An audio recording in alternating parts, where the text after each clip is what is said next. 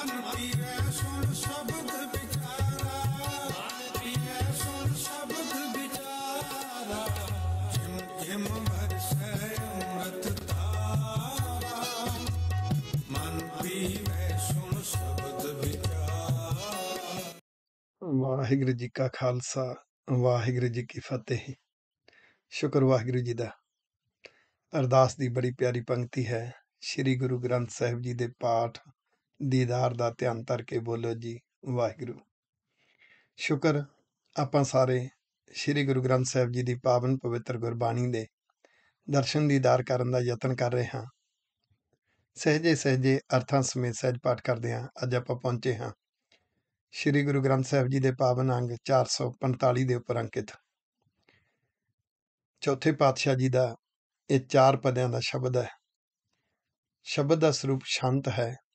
ਇੱਕ ਇੱਕ ਪਦੇ ਦੇ ਵਿੱਚ 6 ਪੰਕਤੀਆਂ ਹੁੰਦੀਆਂ ਨੇ। ਆਓ ਸਿੱਖਣ ਦਾ ਯਤਨ ਕਰੀਏ। ਇੱਕ ਵਾਰੀ ਕਰੋ ਕਿਰਪਾ ਜਪਣਾ ਜੀ ਸਤਨਾਮ ਸ੍ਰੀ ਵਾਹਿਗੁਰੂ। ਆਸਾ ਮਹੱਲਾ ਚੌਥਾ। ਆਸਾ ਰਾਗ ਦੇ ਵਿੱਚ ਧੰਨ ਧੰਨ ਸਤਿਗੁਰੂ ਗੁਰੂ ਰਾਮਦਾਸ ਸਾਹਿਬ ਜੀ ਦਾ ਸ਼ਬਦ ਹੈ। ਪਹਿਲਾਂ ਇਸ ਸ਼ਬਦ ਦਾ ਇੱਕ ਕਨਸੈਪਟ ਸਮਝ ਲੈਣਾ। ਹਿੰਦੂਇਜ਼ਮ ਦੇ ਵਿੱਚ ਕਿਹਾ ਜਾਂਦਾ ਸੀ ਕਿ 4 ਯੁੱਗ ਹੋਏ ਨੇ। ਇੱਕ ਸਤਯੁਗ ਸੀ, ਫਿਰ ਤ੍ਰੇਤਾ, ਦੁਆਪਰ, ਕਲਯੁਗ। ਉਹਦੀਆਂ ਫਿਰ ਗਿਣਤੀਆਂ ਵੀ ਦੱਸੀਆਂ ਗਈਆਂ। ਉਹ ਇੰਨੇ ਸਾਲ ਸੀ, ਉਹ ਇੰਨੇ ਸਾਲ ਚੱਲਦਾ ਰਿਹਾ, ਫਿਰ ਕਲਯੁਗ ਚੱਲ ਰਿਹਾ। ਇੱਦਾਂ ਦੀ ਵਿਆਖਿਆ ਹਿੰਦੂ ਵੀਰ ਕਰਦੇ ਨੇ। ਪਰ ਗੁਰਮਤਿ ਦੀ ਜਿਹੜੀ ਵਿਆਖਿਆ ਹੈ ਉਹ ਆਸਾ ਰਾਗ ਦੀ ਵਾਰ ਵਿੱਚ ਹੈ। ਉਸ ਵਿੱਚ ਸਤਿਗੁਰੂ ਜੀ ਕਹਿੰਦੇ, ਨਾਨਕ ਮੇਰ ਸਰੀਰ ਕਾ ਇੱਕ ਰਥ ਇੱਕ ਰਥਵਾ। ਮੇਰ ਮਾਲਾ ਦੇ ਮਣਕੇ ਵਿੱਚ ਮੇਰੂ, ਮਣਕਾ ਕਹਿੰਦੇ ਨੇ ਮੇਨ, ਜਿੱਥੋਂ ਆ ਕੇ ਗਿਣਤੀ ਕੀਤੀ ਜਾਂਦੀ, ਇੱਥੇ ਪੂਰਾ ਹੋ ਗਿਆ। ਤੇ ਮੇਰ ਸਮੇਰ ਪਰਬਤ ਨੂੰ ਵੀ ਕਹਿੰਦੇ ਨੇ। ਉਂਝ ਜਾਨੀ ਸਰੀਰ ਦਾ ਜਿਹੜਾ ਧੁਰਾ ਹੈ, ਮੇਨ ਹੈ, ਸੈਂਟਰਲ ਪੁਆਇੰਟ ਹੈ, ਉਹ ਹੈ ਮਨ। ਤੇ ਮਨ ਦੇ ਵਿੱਚ ਜਿਹੜਾ ਨਾ, ਇੱਕ ਤਾਂ ਹੈ ਮਨ ਦੀ ਭਾਵਨਾ ਤੇ ਇੱਕ ਹੈ ਮਨ ਦੀ ਦਿਸ਼ਾ। ਉਹਦੇ ਵਿੱਚ ਇਹ ਦੋ ਚੀਜ਼ਾਂ ਬਦਲਦੀਆਂ ਨੇ ਤੇ ਇਹ ਬਦਲਣ ਦੇ ਨਾਲ ਸਾਡੇ ਅੰਦਰ ਯੁੱਗ ਬਦਲਦਾ। ਉੱਥੇ ਬੜੀ ਕਮਾਲ ਦੀ ਚੀਜ਼ ਦਿੱਤੀ ਹੈ। ਸਤਯੁਗ ਰਥ ਸੰਤੋਖ ਕਾ ਧਰਮ ਅਗੈ ਰਥਵਾ। ਜਦੋਂ ਮਨ ਦੀ ਭਾਵਨਾ ਵਿੱਚ ਸਬਰ ਸੰਤੋਖ ਹੋਵੇ ਤੇ ਜ਼ਿੰਮੇਵਾਰੀਆਂ, ਮੈਂ ਰੱਬ ਦਾ ਪੁੱਤਰ ਹਾਂ, ਰੱਬ ਦੀ ਧੀ ਹਾਂ, ਤੇ ਉਹ ਆਪਣੀ ਜ਼ਿੰਦਗੀ ਦੇ ਹਰ ਪਹਿਲੂ ਦੀ ਜ਼ਿੰਮੇਵਾਰੀ ਸੰਭਾਲੇ, ਭਾਵ ਧਰਮ ਨਿਭਾਵੇ, ਤਾਂ ਉਹਦੇ ਅੰਦਰ ਸਤਯੁਗ ਹੈ। ਇੱਦਾਂ ਦੀ ਵਿਆਖਿਆ ਦੁਆਪਰ ਦੀ, ਤ੍ਰੇਤੇ ਦੀ, ਫਿਰ ਕਲਯੁਗ ਦੀ। ਕਲਯੁਗ ਰਥ ਅਗਨ ਕਾ ਕੂੜ ਅਗੈ ਰਥਵਾ। ਜਦੋਂ ਅੰਦਰ ਵਿਕਾਰਾਂ ਦੀ ਅਗਨੀ ਹੈ, ਨਫ਼ਰਤ ਦੀ ਅੱਗ ਹੈ, ਕ੍ਰੋਧ ਦੀ ਅੱਗ ਹੈ, ਲੋਭ ਹੰਕਾਰ ਦੀ ਅੱਗ ਹੈ, ਤੇ ਕੂੜ ਦੀ ਦਿਸ਼ਾ ਵੱਲ ਜੀਵਨ ਜਾਂਦਾ ਹੈ। ਯਾਨੀ ਰਥ ਜਿਹੜਾ ਹੈ ਉਹ ਭਾਵਨਾ ਹੈ ਤੇ ਦਿਸ਼ਾ ਇਹਦੀ ਹੈ, ਰਥਵਾਨ ਹੈ, ਚਲਾਉਣ ਵਾਲਾ ਹੈ। ਤੇ ਉਦੋਂ ਇਹਦੇ ਅੰਦਰ ਕਲਯੁਗ ਹੈ। ਤੇ ਸਤਿਗੁਰੂ ਜੀ ਕਹਿੰਦੇ ਜੁਗ ਜੁਗ ਫੇਰ ਬਟਾਈਏ, ਬਾਰੀ ਬਾਰੀ ਨਾਲ ਬਦਲਦੇ ਨੇ। ਦੋਨੋਂ ਜਿਹੜੇ ਭਾਵਨਾ ਤੇ ਦਿਸ਼ਾ ਬਦਲਦੀ ਹੈ, ਮਨੁੱਖ ਦੇ ਅੰਦਰ ਜਿਹੜੇ ਨੇ ਉਹ ਯੁੱਗ ਬਦਲਦੇ ਨੇ। ਤੇ ਉਸ ਗੁਰੂ ਨਾਨਕ ਪਾਤਸ਼ਾਹ ਜੀ ਦੀ ਵਿਆਖਿਆ ਨੂੰ ਇੱਥੇ ਗੁਰੂ ਰਾਮਦਾਸ ਸਾਹਿਬ ਜੀ ਮਹਾਰਾਜ ਸੱਚੇ ਪਾਤਸ਼ਾਹ 4 ਯੁੱਗ ਸਾਡੇ ਅੰਦਰ ਜਿਹੜੇ ਕਿਰਿਆ ਹੁੰਦੀ ਹੈ, ਕਿਸ ਤਰੀਕੇ ਨਾਲ ਇੱਥੇ ਬਾ ਕਮਾਲ ਸਿਧਾਂਤ ਦਿੱਤਾ ਗਿਆ। 7 ਯੁੱਗ ਸਭ ਸੰਤੋਖ ਸਰੀਰਾ, ਪਗ ਚਾਰੇ ਧਰਮ ਧਿਆਨ ਜੀਓ। ਜਦੋਂ ਮਨੁੱਖ ਦੇ ਅੰਦਰ ਸਤਯੁਗੀ ਅਵਸਥਾ ਬਣਦੀ ਹੈ ਤਾਂ ਉਹ ਸਤਯੁਗੀ ਅਵਸਥਾ ਵਿੱਚ ਇਹਦੇ ਅੰਦਰ ਜਿਹੜੀ ਭਾਵਨਾ ਹੈ ਉਹ ਸਬਰ ਸੰਤੋਖ ਵਾਲੀ ਹੁੰਦੀ ਹੈ। ਫਿਰ ਹਰ ਥਾਂ ਦੇ ਉੱਪਰ ਉਹ ਜਿਹੜਾ ਸਬਰ ਸੰਤੋਖ ਹੈ ਨਾ, ਉਹ ਇਹਦਾ ਆਸਰਾ ਬਣਦਾ ਹੈ। ਤੇ ਉਹ ਆਸਰਾ ਬਣਨ ਕਰਕੇ ਇਹਦੇ ਅੰਦਰ 4 ਪੈਰਾਂ ਵਾਲਾ ਧਰਮ। ਹੁਣ ਹਿੰਦੂਇਜ਼ਮ ਦੇ ਵਿੱਚ ਇਸ ਕਨਸੈਪਟ ਨੂੰ ਵੀ ਸਮਝਿਓ। ਹਿੰਦੂਇਜ਼ਮ ਦੇ ਵਿੱਚ ਉਹ ਕਹਿੰਦੇ ਸੀ ਬ੍ਰਾਹਮਣ ਦਾ ਕੰਮ ਹੈ ਰੱਬ ਦਾ ਗਿਆਨ, ਸੋਝੀ ਪ੍ਰਾਪਤ ਕਰਨੀ ਤੇ ਵੰਡਣੀ। ਉਹ ਕਹਿੰਦੇ ਸੀ ਕਿ ਜਿਹੜਾ ਵੈਸ਼ ਹੈ ਉਹਦਾ ਕਰਮ ਹੈ ਕਿ ਉਹਨੇ ਖੇਤੀ ਕਰਨੀ ਹੈ, ਕਿਰਤ ਕਰਨੀ ਹੈ, ਆਪਣਾ ਪੇਟ ਪਾਲਣਾ ਤੇ ਹੋਰਨਾਂ ਦਾ ਪਾਲਣਾ ਹੈ। ਜਿਹੜਾ ਖੱਤਰੀ ਸੀ ਉਹ ਕਹਿੰਦੇ ਸੀ ਇਹਨੇ ਸ਼ਸਤਰਧਾਰੀ ਹੋਣਾ ਹੈ ਤੇ ਹੋਰਨਾਂ ਦੀ ਰੱਖਿਆ ਕਰਨੀ ਹੈ। ਤੇ ਜਿਹੜਾ ਸ਼ੂਦਰ ਸੀ ਉਹਨੂੰ ਕਹਿੰਦੇ ਸੀ ਇਹਨੇ ਹੋਰਨਾਂ ਦੀ ਸੇਵਾ ਕਰਨੀ ਹੈ। ਤੇ ਉਹਨਾਂ ਨੇ ਇਸ ਤਰ੍ਹਾਂ ਕੈਟੇਗਰੀ ਵੀ ਬਣਾਤੀ ਕਿ ਬ੍ਰਾਹਮਣ ਸਭ ਤੋਂ ਉੱਪਰ ਹੈ ਜੀ, ਉਸ ਤੋਂ ਬਾਅਦ ਵੈਸ਼ ਹੈ, ਫਿਰ ਖੱਤਰੀ ਹੈ, ਸਭ ਤੋਂ ਨੀਵਾਂ ਸ਼ੂਦਰ ਹੈ। ਇਸ ਤਰ੍ਹਾਂ ਦੀ ਵਿਆਖਿਆ ਸੰਸਾਰ ਵਿੱਚ ਚੱਲਦੀ ਸੀ। ਤੇ ਗੁਰੂ ਪਾਤਸ਼ਾਹ ਨੇ ਕਿਹਾ ਸੀ ਕਿ ਇਹ ਜਿਹੜੇ 4 ਤੁਸੀਂ ਕਰਮ ਕਹਿੰਦੇ ਪਏ ਹੋ, ਇਹ ਮਨੁੱਖ ਦੇ ਅੰਦਰ 4 ਹੀ ਚਾਹੀਦੇ ਨੇ। ਤੁਸੀਂ ਕਹਿੰਦੇ ਬ੍ਰਾਹਮਣ ਰੱਬ ਦੀ ਸੋਝੀ ਪ੍ਰਾਪਤ ਕਰਦਾ, ਹੋਰਨਾਂ ਨੂੰ ਵੰਡਦਾ, ਤੇ ਗੁਰੂ ਕਾ ਗੁਰਸਿੱਖ ਇਹ ਵੀ ਉਹਦੇ ਅੰਦਰ ਹਮੇਸ਼ਾ ਰਹੇਗਾ। ਉਹ ਰੱਬੀ ਸੋਝੀ ਪ੍ਰਾਪਤ ਕਰੇਗਾ, ਹੋਰਨਾਂ ਨੂੰ ਵੰਡੇਗਾ। ਫਿਰ ਉਹ ਕਿਰਤ ਕਰੇਗਾ, ਹੋਰਨਾਂ ਦਾ ਭਲਾ ਕਰੇਗਾ। ਫਿਰ ਉਹ ਜੂਝਣ ਵਾਲਾ ਹੋਏਗਾ, ਜੋ ਵੀ ਸਮਾਜਿਕ ਬੁਰਾਈਆਂ ਨੇ ਉਹਦੇ ਵਿੱਚ ਜੂਝੇਗਾ, ਖੱਤਰੀਪੁਣਾ ਵੀ ਇਹਦੇ ਅੰਦਰ ਹੋਏਗਾ ਤੇ ਇਹ ਨਿਮਾਣਾ ਬਣ ਕੇ ਸੇਵਾ ਵੀ ਕਰੇਗਾ। ਉਹ ਬ੍ਰਾਹਮਣ ਵਾਲੇ, ਖੱਤਰੀ, ਵੈਸ਼, ਸ਼ੂਦਰ ਵਾਲੇ ਜਿਹੜੇ 4 ਅੰਗ ਧਰਮ ਦੇ ਦਿੱਤੇ ਗਏ ਸੀ, ਉਹਨੂੰ 4 ਪੈਰ ਕਹਿੰਦੇ ਸੀ। ਬ੍ਰਾਹਮਣ ਕੋਲੇ ਸ਼ੂਦਰ ਵਾਲੀ ਨਿਮਰਤਾ ਨਹੀਂ ਸੀ ਤੇ ਸ਼ੂਦਰ ਵਿਚਾਰਾ ਜਿਹੜਾ ਸੀ ਉਹਨੂੰ ਨੀਵਾਂ ਮੰਨੀ ਜਾਂਦੇ ਸੀ। ਉਹ ਜਿਹੜੇ 4 ਅੰਗ ਸੀ ਨਾ ਧਰਮ ਦੇ, ਜਿਹਨੂੰ 4 ਪੈਰ ਕਹਿੰਦੇ ਆ, ਉਹ ਸਤਿਗੁਰ ਸੱਚੇ ਪਾਤਸ਼ਾਹ ਨੇ ਸਿੱਖ ਦੀ ਸੋਚ ਵਿੱਚ ਰੱਖੇ। ਧਿਆਨ ਹੁੰਦਾ ਸੋਚ। ਜਦੋਂ ਕਿਸੇ ਦੀ ਜਾਣੀ ਆਪਾਂ ਜਦੋਂ ਰੱਬੀ ਉਪਦੇਸ਼ ਨੂੰ ਸਮਝਾਂਗੇ, ਗੁਰਬਾਣੀ ਦੀਆਂ ਸਿੱਖਿਆਵਾਂ ਨੂੰ ਸਮਝ ਕੇ ਜ਼ਿੰਦਗੀ 'ਚ ਜਿਉਵਾਂਗੇ ਨਾ, ਫਿਰ ਜਦੋਂ ਕਿਸੇ ਮਨੁੱਖ ਦੀ ਸੋਚ ਦੇ ਵਿੱਚ ਇਹ ਚਾਰੇ ਚੀਜ਼ਾਂ ਹੁੰਦੀਆਂ ਨੇ, ਬ੍ਰਹਮ ਬਿੰਦ ਹੈ, ਤਿਸ ਦਾ ਬ੍ਰਹਮਾਤਰਾ ਹੈ। ਰੱਬ ਦੀ ਭੈ ਭਾਵਨੀ ਵਿੱਚ ਜੀਵਨ ਜਿਉਣਾ, ਰੱਬ ਦੀ ਸੋਝੀ ਨੂੰ ਆਪਣੇ ਅੰਦਰ ਪ੍ਰਾਪਤ ਕਰਨਾ ਤੇ ਇਸ ਨੂੰ ਵੰਡਣਾ। ਇੱਕੇ ਧਰਮ ਦਾ ਚਰਨ ਇੱਕ ਆ ਗਿਆ, ਇੱਕ ਅੰਗ। ਦੂਸਰਾ ਆ ਗਿਆ ਕਿਰਤ ਕਰਨੀ ਤੇ ਹੋਰਨਾਂ ਦਾ ਭਲਾ ਕਰਨਾ, ਦੂਸਰਾ ਅੰਗ ਆ ਗਿਆ। ਤੀਸਰਾ ਆ ਗਿਆ ਕਿ ਮੌਕੇ ਦੀਆਂ ਸਮਾਜਿਕ ਬੁਰਾਈਆਂ ਦੇ ਨਾਲ ਜੂਝਣਾ ਅਤੇ ਪਰਉਪਕਾਰੀ ਬਿਰਤੀ ਦੇ ਨਾਲ ਹਰ ਹਾਲਾਤ ਵਿੱਚੋਂ ਦੀ ਜੁਝਾਰੂ ਬਿਰਤੀ ਅੰਦਰ ਪੈਦਾ ਕਰਨੀ ਤੇ ਨਾਲ ਨਿਮਰਤਾ ਤੇ ਸੇਵਾ ਭਾਵਨਾ ਅੰਦਰ ਪੈਦਾ ਕਰਨੀ। ਜਿਹਦੇ ਅੰਦਰ 4 ਪੈਰਾਂ ਵਾਲਾ ਧਰਮ ਜਾਨੀ ਇਹ ਚਾਰੇ ਅੰਗ ਜਿਹਦੇ ਅੰਦਰ ਆ ਗਏ ਨਾ, ਉਹਦੇ ਅੰਦਰ ਸਤਜੁਗੀ ਮਾਹੌਲ ਹੁੰਦਾ ਉਹਦੇ ਸੁਭਾਅ ਵਿੱਚ ਤੇ ਉਸ ਨੂੰ ਹਰ ਥਾਂ ਦੇ ਉੱਪਰ ਇਹ ਜਿਹੜਾ ਸਬਰ ਸੰਤੋਖ ਹੈ ਨਾ, ਇਹਦਾ ਆਸਰਾ ਹੁੰਦਾ। ਆਖੋ ਵਾਹਿਗੁਰੂ। ਉਹਨੂੰ ਪਤਾ ਹੈ ਕਿ ਜਦੋਂ ਵੀ ਅੰਦਰ ਲੋਭ ਆ ਗਿਆ ਨਾ, ਸਵਾਰਥ ਆ ਗਿਆ, ਉੱਥੇ ਬੰਦਾ ਮਾਰ ਖਾ ਗਿਆ। ਤੇ ਇਹ ਸੰਤੋਖ ਚੀਜ਼ ਐਸੀ ਹੈ, ਸਬਰ ਸੰਤੋਖ ਐਸੀ ਹੈ, ਇਹ ਫਿਰ ਮਨੁੱਖ ਨੂੰ ਹਰ ਥਾਂ ਤੇ ਇਹਦੇ ਜੀਵਨ ਨੂੰ ਬਣਾ ਕੇ ਰੱਖਦੀ ਹੈ। ਉਹਦੇ ਲਈ ਇਹ ਬਣੇ ਕਿਵੇਂ? ਮਨ ਤਨ ਹਰ ਗਾਵਹਿ, ਪਰਮ ਸੁਖ ਪਾਵਹਿ, ਹਰ ਹਿਰਦੈ ਹਰ ਗੁਣ ਗਿਆਨ ਜੀਓ। ਉਹ ਮਨ ਤੇ ਤਨ ਕਰਕੇ ਰੱਬ ਦੇ ਗੁਣਾਂ ਨੂੰ ਗਾਉਂਦੇ ਨੇ, ਰੱਬ ਦੀਆਂ ਵਡਿਆਈਆਂ, ਉਹਦੇ ਗੁਣਾਂ ਦੀਆਂ ਵਡਿਆਈਆਂ, ਉਹਦੇ ਨਿਜ਼ਮ ਦੀਆਂ ਵਡਿਆਈਆਂ, ਰੱਬ ਦੀਆਂ ਸ਼ਕਤੀਆਂ ਦੀਆਂ ਵਡਿਆਈਆਂ ਉਹਨੂੰ ਡਿਸਕਸ ਕਰਦੇ ਨੇ, ਉਹਦੇ ਤੋਂ ਪ੍ਰਭਾਵਿਤ ਹੁੰਦੇ ਨੇ, ਰੱਬ ਦੇ ਗੁਣਾਂ ਵਾਲਾ ਜੀਵਨ ਜਿਉਂਦੇ ਨੇ, ਗੁਣਾਂ ਨਾਲ ਪਰਉਪਕਾਰ ਕਰਦੇ ਨੇ। ਉਹਨਾਂ ਦੇ ਅੰਦਰ ਇੱਕ ਸੰਤੁਸ਼ਟੀ ਹੁੰਦੀ ਹੈ, ਸ਼ੁਕਰਾਨਾ ਹੁੰਦਾ ਹੈ, ਪਰਮ ਸੁੱਖ ਹੁੰਦਾ ਹੈ। ਉਹ ਇਸ ਪਰਮ ਸੁੱਖ ਨੂੰ ਮਾਣਦੇ ਨੇ, ਭਾਵੇਂ ਰੱਬ ਤੋਂ, ਆਪਣੇ ਗੁਰੂ ਪਿਤਾ ਤੋਂ ਲੈਂਦੇ ਨੇ। ਹਿਰਦੇ ਦੇ ਵਿੱਚ ਹਰੀ ਦੇ ਗੁਣਾਂ ਦਾ ਗਿਆਨ ਹੈ ਉਹਨਾਂ ਦੇ ਅੰਦਰ, ਹਰ ਗੁਣ ਗਿਆਨ ਜੀਓ। ਉਹਨਾਂ ਨੂੰ ਸੋਝੀ ਹੈ ਗੁਣਾਂ ਵਾਲਾ ਜੀਵਨ ਜਿਉਣਾ। ਗੁਣ ਗਿਆਨ ਪਦਾਰਥ, ਹਰ ਹਰ ਕਿਰਤਾਰਥ, ਸ਼ੋਭਾ ਗੁਰਮੁਖ ਹੋਈ। ਫਿਰ ਉਹਨਾਂ ਦੇ ਅੰਦਰ ਗੁਣ ਗਿਆਨ ਪਦਾਰਥ, ਗੁਣ ਤੇ ਸੋਝੀ ਇੱਕ ਐਸਾ ਪਦਾਰਥ ਹੈ ਜਿਹੜਾ ਰੱਬ ਦੇ ਮਾਰਗ ਤੇ ਕਿਰਤਾਰਥ ਹੁੰਦਾ, ਸਫਲ ਹੋਣਾ, ਸਫਲਤਾ ਦਿਵਾਉਂਦਾ ਹੈ। ਤੇ ਗੁਰੂ ਦੇ ਮੁਖ ਵਿੱਚੋਂ ਨਿਕਲੇ ਹੋਏ ਉਪਦੇਸ਼ਾਂ ਨੂੰ ਮੰਨਣ ਵਾਲਾ, ਉਹਦੀ ਫਿਰ ਸ਼ੋਭਾ ਹੁੰਦੀ ਹੈ, ਉਹ ਲੋਕਾਂ ਦੇ ਦਿਲਾਂ ਤੇ ਰਾਜ ਕਰਦਾ ਹੈ। ਅੰਤਰ ਬਾਹਰ ਹਰ ਪ੍ਰਭ ਏਕੋ, ਦੂਜਾ ਅਵਰ ਨਾ ਕੋਈ। ਉਹਨਾਂ ਨੂੰ ਮਹਿਸੂਸ ਹੁੰਦਾ ਹੈ ਕਿ ਅੰਦਰ ਤੇ ਬਾਹਰ ਸਭ ਰੱਬ ਦੀ ਕਲਾ, ਰੱਬ ਦੀਆਂ ਸ਼ਕਤੀਆਂ, ਰੱਬ ਦੇ ਨਿਜ਼ਮ ਚੱਲਦੇ ਨੇ। ਉਹ ਹਰ ਥਾਂ ਤੇ ਸੱਚਾ ਗਿਆਨ ਬਣ ਕੇ, ਗੁਣ ਬਣ ਕੇ, ਸ਼ਕਤੀਆਂ ਬਖਸ਼ਾਂ ਬਣ ਕੇ ਹਾਜ਼ਰ ਨਾਜ਼ਰ ਹੈ। ਉਹਨਾਂ ਦਾ ਧਿਆਨ ਆਪਣੇ ਦਾਤੇ ਵੱਲ ਹੁੰਦਾ। ਦੂਜਾ ਅਵਰ ਨਾ ਕੋਈ, ਉਹ ਹੋਰ ਕਿਸੇ ਦੀ ਨਾ ਗੁਲਾਮੀ ਕਰਨ, ਨਾ ਮੁਥਾਜੀ ਕਰਨ, ਨਾ ਕਿਸੇ ਦੀ ਚਾਪਲੂਸੀ ਕਰਨ, ਨਾ ਉਹ ਹੋਰ ਮਾਰਗ ਤੇ ਤੁਰਨਾ ਚਾਹੁੰਦੇ ਨੇ, ਨਾ ਹੀ ਉਹਨਾਂ ਨੂੰ ਕੋਈ ਹੋਰ ਮਾਰਗ ਚੰਗਾ ਲੱਗਦਾ ਹੈ। ਹਰ ਹਰ ਲਿਵ ਲਾਈ, ਹਰ ਨਾਮ ਸਖਾਈ, ਹਰ ਦਰਗਾਹ ਪਾਵੈ ਮਾਨ ਜੀਓ। ਉਹਨਾਂ ਦੇ ਅੰਦਰ ਰੱਬ ਦੀ ਲਿਵ ਹੁੰਦੀ ਹੈ, ਗੂੜੀ ਪ੍ਰੀਤ, ਲਗਨ, ਜਜ਼ਬਾ। ਉਸ ਮਿਸ਼ਨ ਤੇ ਤੁਰਦੇ ਨੇ, ਆਪਾ ਵਾਰ ਕੇ ਤੁਰਦੇ ਨੇ। ਫਿਰ ਜੋ ਰੱਬ ਦਾ ਨਾਮ ਹੈ, ਗਿਆਨ ਰੂਪੀ ਨਾਮ ਰੱਬੀ ਉਪਦੇਸ਼ ਹੈ, ਇਹੋ ਹੀ ਉਹਨਾਂ ਦਾ ਅਸਲੀ ਮਿੱਤਰ ਹੈ। ਉਪਦੇਸ਼ ਨੂੰ ਮੰਨਣਾ, ਖਿੜੇ ਮੱਥੇ ਮੰਨਣਾ, ਜ਼ਿੰਦਗੀ 'ਚ ਜਿਉਣਾ। ਧਿਆਨ ਰੂਪੀ ਨਾਮ ਰੱਬ ਦੀ ਮਿੱਠੀ ਮਿੱਠੀ ਯਾਦ ਦੇ ਸਿਮਰਨ ਰਸ ਵਿੱਚ ਜਿਉਣਾ, ਇਹੀ ਉਹਨਾਂ ਦਾ ਸਖਾ ਹੈ, ਮਿੱਤਰ ਹੈ। ਤੇ ਉਹ ਰੱਬ ਦੀ ਦਰਗਾਹ ਵਿੱਚ ਮਾਣ ਪਾਉਂਦੇ ਨੇ, ਭਾਵ ਉਹਨਾਂ ਨੂੰ ਬਖਸ਼ਿਸ਼ ਮਿਲਦੀ ਹੈ। ਉਹਨਾਂ ਦੇ ਜੀਵਨ ਵਿੱਚ ਬਖਸ਼ਿਸ਼, ਉਹਨਾਂ ਦੇ ਘਰਾਂ ਵਿੱਚ ਬਖਸ਼ਿਸ਼, ਉਹਨਾਂ ਦੇ ਬੱਚਿਆਂ ਵਿੱਚ ਬਖਸ਼ਿਸ਼। ਇਸ ਤਰੀਕੇ ਨਾਲ ਸਤਜੁਗ ਸਭ ਸੰਤੋਖ ਸਰੀਰਾ, ਪਗ ਚਾਰੇ ਧਰਮ ਧਿਆਨ ਜੀਓ। ਇਹ 4 ਪੈਰਾਂ ਵਾਲਾ, ਭਾਵ 4 ਤਰ੍ਹਾਂ ਦੇ ਗੁਣਾਂ ਵਾਲਾ ਜਦੋਂ ਧਰਮ ਉਹਨਾਂ ਨੂੰ ਜਿਉਣਾ ਆ ਗਿਆ, ਉਹਨਾਂ ਦੀ ਸੋਚ ਵਿੱਚ ਆ ਗਿਆ, ਧਿਆਨ ਦੇ ਅਰਥ ਸੋਚ ਹੈ, ਤਾਂ ਉਹਨਾਂ ਦੇ ਅੰਦਰ ਇੱਕ ਐਸਾ ਸਤਜੁਗੀ ਮਾਹੌਲ ਸੁਭਾਅ ਵਿੱਚ ਬਣਦਾ ਹੈ ਕਿ ਉਹਨਾਂ ਨੂੰ ਪਤਾ ਲੱਗਦਾ ਹੈ ਕਿ ਹਰ ਥਾਂ ਤੇ ਇਸ ਸਰੀਰ ਨੂੰ, ਇਸ ਜੀਵਨ ਨੂੰ ਸੰਤੋਖ ਦਾ ਹੀ ਆਸਰਾ ਹੈ, ਸਬਰ ਸੰਤੋਖ ਦਾ। ਦੂਜਾ ਯੁੱਗ ਤ੍ਰੇਤਾ। ਤ੍ਰੇਤਾ ਯੁੱਗ ਆਇਆ, ਅੰਤਰ ਜੋਰ ਪਾਇਆ, ਜਤ ਸੰਜਮ ਕਰਮ ਕਮਾਏ ਜੀਓ।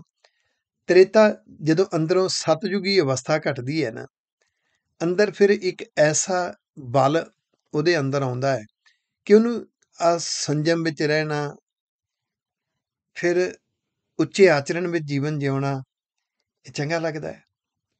ਪਰ ਉਹ ਫਿਰ ਧਰਮ ਦੇ ਕਰਮਾਂ ਵਿੱਚ ਪੈ ਜਾਂਦੇ ਨੇ। ਕੇਵਲ ਕਰਮ ਕਰਦੇ ਨੇ, ਸੋਝੀ ਪ੍ਰਾਪਤ ਨਹੀਂ ਕਰਦੇ।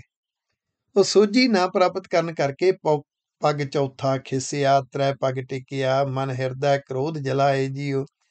ਉਹ ਰੱਬ ਦੀ ਸੋਝੀ, ਗੁਰਬਾਣੀ ਦੀਆਂ ਸਿੱਖਿਆਵਾਂ ਦੀ ਸੋਝੀ, ਜਿਸ ਸੋਝੀ ਨੇ ਸੋਚ ਤੇ ਸੁਭਾਅ ਨੂੰ ਪਰਚੋਲਣਾ ਸਿਖਾਉਣਾ ਹੈ। ਬੰਦੇ ਖੋਜ ਦਿਲ ਹਰ ਰੋਜ਼, ਨਾ ਫਿਰ ਪਰੇਸ਼ਾਨੀ ਮਾਹੇ। ਉਹਨੇ ਆਪਣੇ ਆਪ ਨੂੰ ਪਰਚੋਲਣਾ ਛੱਡ ਦਿੱਤਾ। ਇੱਕ ਪੈਰ ਖਿਸਕ ਗਿਆ ਧਰਮ ਦਾ, ਉਹਨੇ ਸੋਝੀ ਪ੍ਰਾਪਤ ਕਰਨੀ ਛੱਡ ਦਿੱਤੀ। ਪਰ ਉਹਦੇ ਕੋਲੇ ਸੰਜਮ ਹੈ, ਜੀਵਨ ਦਾ ਜਤ ਹੈ, ਪਰ ਉਸਨੇ ਸੋਝੀ ਪ੍ਰਾਪਤ ਕਰਨੀ ਛੱਡ ਦਿੱਤੀ। ਨਤੀਜਾ ਮਨ ਹਿਰਦਾ ਕ੍ਰੋਧ ਜਲਾਏ ਜੀਓ। ਅੰਦਰ ਕ੍ਰੋਧ ਦੀ ਅੱਗ ਆ ਗਈ, ਘਰ ਦੇ ਵਿੱਚ ਕ੍ਰੋਧੀ ਹੋ ਕੇ ਜਿਉਣਾ ਸ਼ੁਰੂ ਕਰ ਦਿੱਤਾ। ਮਨ ਹਿਰਦਾ ਕ੍ਰੋਧ ਮਹਾ ਬਿਸਲੋਧ, ਨਿਰਭਤਾਵੈ ਲੜ ਦੁਖ ਪਾਇਆ। ਇਹ ਹਿਰਦੇ ਵਿੱਚ ਜਿਹੜਾ ਕ੍ਰੋਧ ਹੈ ਨਾ, ਮਹਾ ਬਿਸਲੋਧ, ਬਿਸਲੋਧ ਹੁੰਦਾ ਹੈ ਜ਼ਹਿਰੀਲਾ ਬ੍ਰਿਕਸ਼। ਇਹ ਇੱਕ ਐਸਾ ਜ਼ਹਿਰੀਲਾ ਬ੍ਰਿਕਸ਼ ਹੈ ਕ੍ਰੋਧ। ਇਹਨੂੰ ਫਿਰ ਕੌੜੇ ਬੋਲਾਂ ਦੇ ਫਲ ਲੱਗਦੇ ਨੇ, ਕੌੜੀਆਂ ਨਜ਼ਰਾਂ ਦੇ ਫਲ ਲੱਗਦੇ ਨੇ। ਫਿਰ ਇਹ ਜ਼ਿੰਦਗੀ ਵਿੱਚ ਆਪਣੇ ਘਰ ਵਿੱਚ ਖਿਲਾਰੇ ਪਾ ਲੈਂਦਾ ਹੈ। ਤੇ ਨਿਰਭ ਹੁੰਦਾ ਰਾਜੇ। ਜਿਹੜੇ ਰਾਜੇ ਸੀ ਨਾ, ਉਹ ਕ੍ਰੋਧ ਹੰਕਾਰ ਦੇ ਵਿੱਚ, ਲੜਾਈ ਝਗੜਿਆਂ ਦੇ ਵਿੱਚ ਆਪ ਵੀ ਦੁਖੀ ਹੁੰਦੇ, ਹੋਰਨਾਂ ਨੂੰ ਦੁਖੀ ਕਰਦੇ, ਤੇ ਉਹਨਾਂ ਦਾ ਰਾਜ ਭਾਗ ਵੀ ਚਲਿਆ ਜਾਂਦਾ। ਅੰਤਰ ਮਮਤਾ ਰੋਗ ਲਗਾਨਾ, ਹਉ ਮੈਂ ਅਹੰਕਾਰ ਵਧਾਇਆ।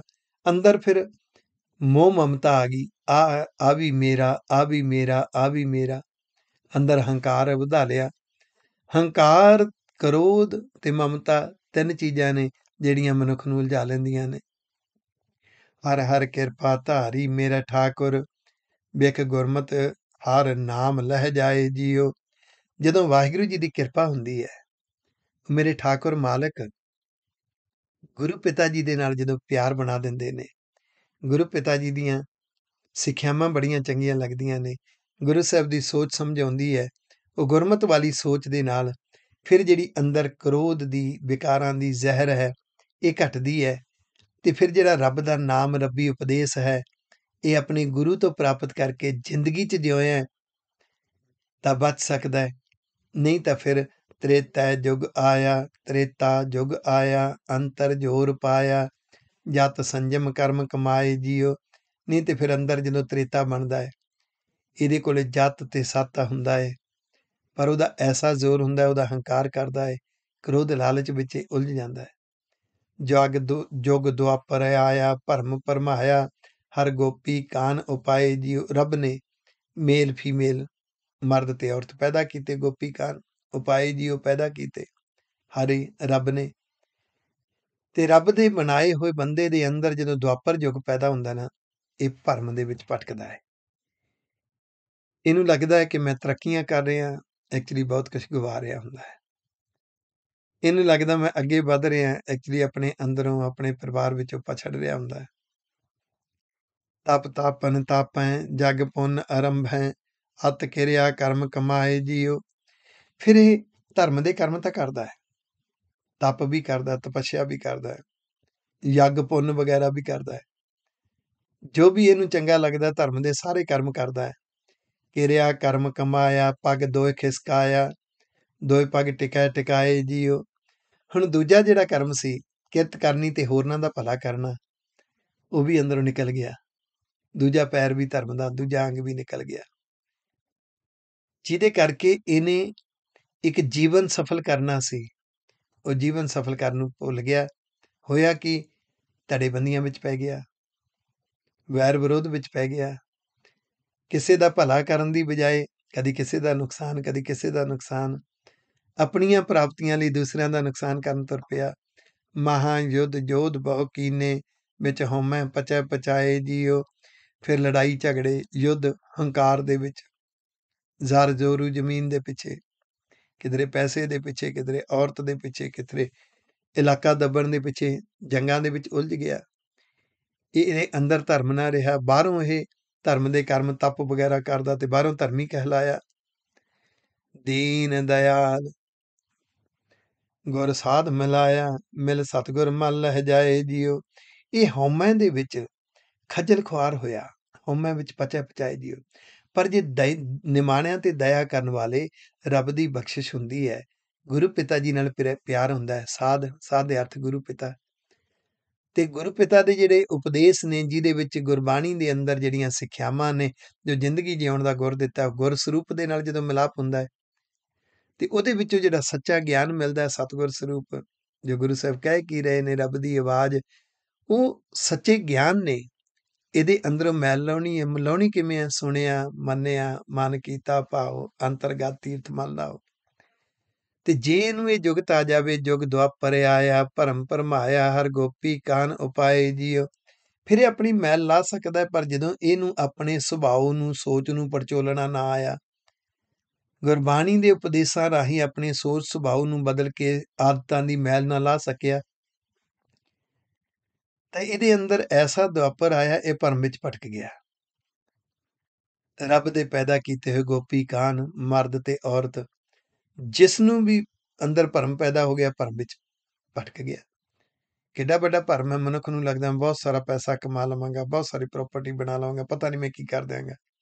ਉਹਨੂੰ ਪਤਾ ਹੀ ਨਹੀਂ, ਉਨੀਆਂ ਚਿੰਤਾਵਾਂ ਸਹੇੜ ਲਏਗਾ, ਇੰਨਾ ਉਲਝ ਜਾਏਗਾ, ਬੱਚਿਆਂ ਨੂੰ ਟਾਈਮ ਨਹੀਂ ਦੇ ਸਕੇਗਾ, ਤੂੰ ਆਪਣੇ ਘਰ ਵਿੱਚ ਬਹੁਤ ਕੁਝ ਕਰ ਨਹੀਂ ਸਕੇਗਾ। ਭਰਮ ਹੈ, ਬੜੇ ਵੱਡੇ ਵੱਡੇ ਭਰਮਾਂ ਦੇ ਵਿੱਚ ਇਹ ਮਨ ਜਿਉਂਦਾ।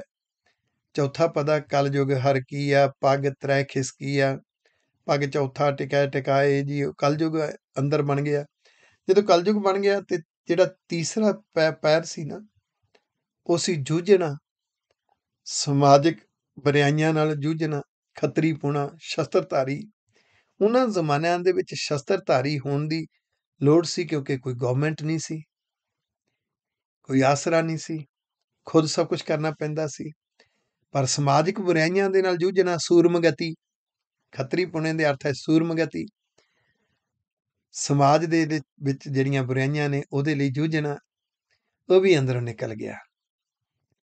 ਚੌਥਾ ਪੈਰ ਵੀ ਨਿਕਲ ਗਿਆ। ਗੁਰ ਸ਼ਬਦ ਕਮਾਇਆ, ਔਖਦ ਹਰ ਪਾਇਆ, ਹਰ ਕੀਰਤ ਹਰ ਸ਼ਾਂਤ ਪਾਏ ਜੀਓ। ਪਰ ਜਿਨ੍ਹਾਂ ਨੇ ਗੁਰੂ ਗ੍ਰੰਥ ਸਾਹਿਬ ਦੀ ਬਾਣੀ ਦੇ ਵਿੱਚੋਂ ਜੋ ਗੁਰ ਸਰੂਪ ਹੈ, ਉਪਦੇਸ਼ ਹੈ, ਜੋ ਸ਼ਬਦ, ਉਸ ਨੂੰ ਮੰਨਿਆ, ਜ਼ਿੰਦਗੀ ਵਿੱਚ ਜਿਉਇਆ, ਆਦਤ ਪੱਕ ਗਈ, ਉਹਨਾਂ ਨੇ ਇਹ ਨਾਮ ਦੀ, ਔਖਦ ਨਾਮ ਦੀ ਦਵਾਈ ਨੂੰ ਜਦੋਂ ਪ੍ਰਾਪਤ ਕੀਤਾ, ਤੇ ਰੱਬ ਦੀ ਕੀਰਤੀ, ਰੱਬ ਤੋਂ ਕੁਰਬਾਨ ਜਾਣਾ, ਉਹਦੀ ਵਡਿਆਈ, ਉਹਨਾਂ ਦੇ ਅੰਦਰ ਸ਼ਾਂਤ ਰਸ, ਇੱਕ ਸਹਿਜ ਅਵਸਥਾ ਬਣ ਗਈ। ਹਰ ਕੀਰਤ ਰੁੱਤ ਆਈ, ਹਰ ਨਾਮ ਵਡਾਈ, ਹਰ ਹਰ ਨਾਮ ਖੇਤ ਜਮਾਇਆ। ਜਿਨ੍ਹਾਂ ਦੇ ਅੰਦਰ ਰੱਬ ਤੋਂ ਕੁਰਬਾਨ ਹੋਣਾ, ਰੱਬੀ ਵਿਚਾਰਾਂ ਕਰਨੀਆਂ ਚੰਗੀਆਂ ਲੱਗਦੀਆਂ ਨੇ, ਰੱਬ ਦੀ ਕੀਰਤੀ, ਗੁਰਬਾਣੀ ਦੀਆਂ ਗੱਲਾਂ ਚੰਗੀਆਂ ਲੱਗਦੀਆਂ ਨੇ, ਇਹ ਰੁੱਤ ਆ ਗਈ, ਭਾਵ ਅੰਦਰ ਇਸ ਤਰ੍ਹਾਂ ਦਾ ਸੁਭਾਅ ਬਣ ਗਿਆ। ਉਹ ਜੋ ਰੱਬ ਦੇ ਉਪਦੇਸ਼ਾਂ ਦੀ ਵਡਿਆਈ ਹੈ, ਉਹ ਰੱਬ ਦੇ ਉਪਦੇਸ਼ ਤੋਂ ਜਿੰਨਾ ਕੁਰਬਾਨ ਜਾਂਦੇ ਹਾਂ, ਮਨ ਨੂੰ ਚੰਗਾ ਲੱਗਦਾ, ਉਹਨਾਂ ਅੰਦਰ ਵਸਦਾ। ਜਿੰਨਾ ਅੰਦਰ ਵਸਦਾ ਤੇ ਉਹ ਨਾਮ ਦਾ ਬੀਜ, ਫਿਰ ਗੁਣਾਂ ਦੀ ਖੇਤੀ ਅੰਦਰ ਉਗਦੀ ਹੈ। ਜਦੋਂ ਨਾਮ ਚੰਗਾ ਲੱਗਦਾ, ਉਪਦੇਸ਼ ਚੰਗਾ ਲੱਗਦਾ, ਅੰਦਰ ਗੁਣ ਉਗਦੇ ਨੇ, ਗੁਣ ਪੈਦਾ ਹੁੰਦੇ ਨੇ, ਗੁਣਾਂ ਦੇ ਨਾਲ ਸ਼ੁਕਰਾਨਾ ਪੈਦਾ ਹੁੰਦਾ, ਫਿਰ ਅੰਦਰ ਪ੍ਰੀਤ ਲਗਨ ਬਣਦੀ ਹੈ, ਫਿਰ ਪਰਉਪਕਾਰ ਦੀ ਬਿਰਤੀ ਬਣਦੀ ਹੈ। ਤੇ ਜੇ ਇਹ ਗੁਰੂ ਦੇ ਉਪਦੇਸ਼ਾਂ ਰਾਹੀਂ ਇਹ ਚੀਜ਼ ਨਾ ਪ੍ਰਾਪਤ ਕਰ ਸਕਿਆ, ਫਿਰ ਕਲਯੁਗ ਬੀਜ ਬੀਜੇ ਬਿਨ ਨਾਵੈ, ਸਭ ਲਾਹਾ ਮੂਲ ਗਵਾਇਆ। ਜੇ ਗੁਰੂ ਦੇ ਉਪਦੇਸ਼ਾਂ ਰਾਹੀਂ ਅੰਦਰ ਗੁਣਾਂ ਦੀ ਖੇਤੀ ਨਾ ਜੰਮੀ, ਅੰਦਰ ਪਰਉਪਕਾਰ ਦੀ ਬਿਰਤੀ ਨਾ ਆਈ, ਤਾਂ ਅੰਦਰ ਕਲਯੁਗ ਬਣ ਗਿਆ। ਉਸ ਰੱਬੀ ਉਪਦੇਸ਼ ਨਾਮ ਨੂੰ, ਉਸ ਬੀਜ ਨੂੰ ਅੰਦਰ ਬੀਜੇ ਤੋਂ ਬਿਨਾਂ ਇਹ ਆਪਣਾ ਮੂਲ ਵੀ ਗਵਾ ਲੈਂਦਾ ਤੇ ਲਾਹਾ ਵੀ ਨਹੀਂ ਪ੍ਰਾਪਤ ਹੁੰਦਾ। ਜਨ ਨਾਨਕ ਗੁਰ ਪੂਰਾ ਪਾਇਆ, ਮਨ ਹਿਰਦਾ ਨਾਮ ਲਿਖਾਏ ਜੀਓ। ਜਦੋਂ ਕੋਈ ਜਨ ਬਣ ਕੇ, ਚਾਕਰ ਬਣ ਕੇ, ਨਾਨਕ ਜੀ ਕਹਿੰਦੇ, ਜਦੋਂ ਕੋਈ ਚਾਕਰ ਬਣ ਕੇ ਗੁਰ ਪੂਰਾ, ਜੋ ਗੁਰਬਾਣੀ ਅੰਦਰ ਜ਼ਿੰਦਗੀ ਜਿਉਣ ਦਾ ਗੁਰ ਦਿੱਤਾ ਗਿਆ, ਕਮਾਲ ਹੈ, ਉਸ ਗੁਰ ਸਰੂਪ ਨੂੰ ਜਦੋਂ ਕੋਈ ਪਾ ਲੈਂਦਾ ਹੈ, ਗੁਰੂ ਦੇ ਉਪਦੇਸ਼ਾਂ ਨੂੰ ਜ਼ਿੰਦਗੀ ਜਿਉਂ ਲੈਂਦਾ ਹੈ, ਤੇ ਹਿਰਦੇ ਦੇ ਵਿੱਚ ਉਹਦੇ ਰੱਬ ਦੇ ਉਪਦੇਸ਼ ਲਖਾਏ ਜੀਓ ਅੰਦਰ ਵਸ ਜਾਂਦਾ ਹੈ। ਅੰਦਰ ਗੁਰੂ ਦੇ ਉਪਦੇਸ਼ਾਂ ਅਨੁਸਾਰ ਵਿਚਾਰਧਾਰਾ ਬਣ ਜਾਂਦੀ ਹੈ। ਅੰਦਰ ਗੁਰੂ ਪਾਤਸ਼ਾਹ ਦੇ ਉਪਦੇਸ਼ਾਂ ਵਿੱਚ ਜਿਹੜੀ ਗੁਰੂ ਸਾਹਿਬ ਦੀ ਸੋਚ ਹੈ, ਉਹ ਅੰਦਰ ਸੋਚ ਆਈਡੀਓਲੋਜੀ ਬਣ ਜਾਂਦੀ ਹੈ। ਫਿਰ ਅੰਦਰ ਇਹ ਬੀਜ ਉੱਗਦਾ ਹੈ, ਇਹ ਧਰਮੀ ਬਣ ਸਕਦਾ ਹੈ। ਨਹੀਂ ਤਾਂ ਕਲਯੁਗ ਹਰ ਕੀਆ, ਪੱਗ ਤ੍ਰੈ ਖਿਸਕੀਆ, ਪੱਗ ਚੌਥਾ ਟਿਕੈ ਟਿਕਾਏ ਜੀਓ। ਨਹੀਂ ਤੇ ਫਿਰ ਅੰਦਰ ਇਹ ਕਲਯੁਗ ਬਣਿਆ ਹੁੰਦਾ ਤੇ ਰੱਬ ਦੇ ਪੈਦਾ ਕੀਤੇ ਹੋਏ ਜਿਹੜੇ ਜੀਵ ਨੇ ਉਹਨਾਂ ਦੇ ਅੰਦਰ ਫਿਰ ਚੌਥਾ ਤੀਸਰਾ ਪੈਰ ਜਿਹੜਾ ਹੈ ਉਹ ਵੀ ਨਿਕਲ ਜਾਂਦਾ ਹੈ। ਉਹ ਫਿਰ ਬੈਠ ਜਾਂਦੇ ਨੇ, ਸਮਾਜਿਕ ਬੁਰਾਈਆਂ ਨੂੰ ਦੇਖਦੇ ਨੇ, ਸੈਲਫਿਸ਼ ਹੋ ਜਾਂਦੇ ਨੇ, ਜੂਝਦੇ ਨਹੀਂ ਹੈ। ਜੂਝਣ ਨਾ ਕਰਕੇ ਆਪਣੇ ਆਪ ਨੂੰ ਧਰਮੀ ਕਹਾਉਂਦੇ ਨੇ, ਪਰ ਧਰਮੀ ਬਣ ਨਹੀਂ ਸਕਦੇ। ਇਸ ਲਈ ਧਰਮੀ ਦਿਸ ਜਾਣਾ, ਧਰਮੀ ਦਿਖਾਈ ਦੇਣਾ ਇਹ ਕੋਈ ਪ੍ਰਾਪਤੀ ਨਹੀਂ ਹੁੰਦੀ। ਧਰਮੀ ਬਣ ਜਾਣਾ ਪ੍ਰਾਪਤੀ ਹੁੰਦੀ ਹੈ। ਗੁਰੂ ਪਾਤਸ਼ਾਹ ਕਿਰਪਾ ਕਰਨ, ਗੁਰਬਾਣੀ ਨੂੰ ਸਮਝੀਏ, ਜ਼ਿੰਦਗੀ ਵਿੱਚ ਜਿਉਈਏ, ਪਰਉਪਕਾਰ ਦੀ ਬਿਰਤੀ ਆਪਣੇ ਅੰਦਰ ਸਮੋ ਲਈਏ। ਇੱਕ ਭਾਵਨਾ ਬਣਾਈਏ ਉਸ ਗੁਰੂ ਪਿਤਾ ਦੇ ਪੁੱਤਰ ਧੀਆਂ ਹਾਂ ਜਿਨ੍ਹਾਂ ਨੇ ਦੂਸਰਿਆਂ ਲਈ ਜਿਉਂ ਕੇ ਦਿਖਾ ਦਿੱਤਾ। ਦੂਸਰਿਆਂ ਲਈ ਜਿਉਈਏ, ਆਪਾਂ ਵਾਰ ਦਈਏ, ਘਰ ਘਰ ਵਿੱਚ ਗੁਰਬਾਣੀ ਦਾ ਪ੍ਰਚਾਰ ਹੋਵੇ। ਹਰ ਸਿੱਖ ਦਾ ਬੱਚਾ, ਹਰ ਸਿੱਖ ਦੀ ਬੱਚੀ ਗੁਰਬਾਣੀ, ਗੁਰਮਤਿ, ਗੁਰਸਿੱਖੀ ਨਾਲ ਜੁੜਨ, ਉਹਦੇ ਲਈ ਯਤਨ ਕਰੀਏ। ਰਹਿਮਤਾਂ ਗੁਰੂ ਪਾਤਸ਼ਾਹ ਨੇ ਵਰਤਾਉਣੀਆਂ ਨੇ। ਤੁਸੀਂ ਭਾਗਾਂ ਵਾਲੇ ਹੋ, ਨਿਤ ਉਡੀਕਦੇ ਹੋ। ਸਤਿਗੁਰੂ ਜੀ ਦੀ ਬਖਸ਼ੀ ਹੋਈ ਤੁੱਛ ਜੀ ਮਤ ਅਨੁਸਾਰ ਜਿੰਨੀ ਕੁ ਸੋਝੀ ਹੈ, ਗੁਰਬਾਣੀ ਦੀ ਵਿਚਾਰ ਦੀ ਜਿੰਨੀ ਕੁ ਸਮਝ ਹੈ, ਵੰਡਣ ਦੀ ਭਾਵਨਾ ਨਾਲ ਅੱਜ ਦੇ ਇਸ ਮਾਡਰਨ ਟੈਕਨੋਲੋਜੀ ਦੇ ਯੁੱਗ ਵਿੱਚ ਰੋਜ਼ਾਨਾ ਤੁਹਾਡੇ ਘਰ, ਤੁਹਾਡੇ ਸਨਮੁਖ ਹਾਜ਼ਰ ਹੁੰਦਾ ਹਾਂ। ਤੁਹਾਡਾ ਸਾਰਿਆਂ ਦਾ ਧੰਨਵਾਦ। ਤੁਸੀਂ ਸਾਡੀ ਵੈਬਸਾਈਟ gurgyan.com ਜਾਂ ਫਿਰ sikhcommunity.net ਦੇ ਉੱਪਰ ਆਪਣੇ ਕਮੈਂਟ ਲਿਖ ਕੇ ਭੇਜਦੇ ਹੋ। ਤੁਹਾਡੇ ਕਮੈਂਟ ਮੇਰੇ ਲਈ ਅਸੀਸਾਂ ਨੇ। ਤੁਸੀਂ ਮੇਰੇ WhatsApp ਨੰਬਰ ਦੇ ਉੱਪਰ ਵੀ ਆਪਣੇ ਕਮੈਂਟ ਭੇਜਦੇ ਹੋ। ਤੁਸੀਂ ਈਮੇਲ ਵੀ ਕਰਦੇ ਹੋ। ਤੁਹਾਡਾ ਸਾਰਿਆਂ ਦਾ ਬਹੁਤ ਬਹੁਤ ਧੰਨਵਾਦ। ਕੱਲ੍ਹ ਨੂੰ ਫਿਰ 446 ਅੰਗ ਦੀ ਵਿਚਾਰ ਲੈ ਕੇ ਤੁਹਾਡੇ ਘਰ, ਤੁਹਾਡੇ ਸਨਮੁਖ ਹਾਜ਼ਰ ਹੋਵਾਂਗਾ। ਤਦ ਤੱਕ ਲਈ ਗੁਰੂ ਫਤਿਹ ਜੀ। ਭੁੱਲਾਂ ਚੁੱਕਾਂ ਦੀ ਖਿਮਾ। ਵਾਹਿਗੁਰੂ ਜੀ ਕਾ ਖਾਲਸਾ, ਵਾਹਿਗੁਰੂ ਜੀ ਕੀ ਫਤਿਹ।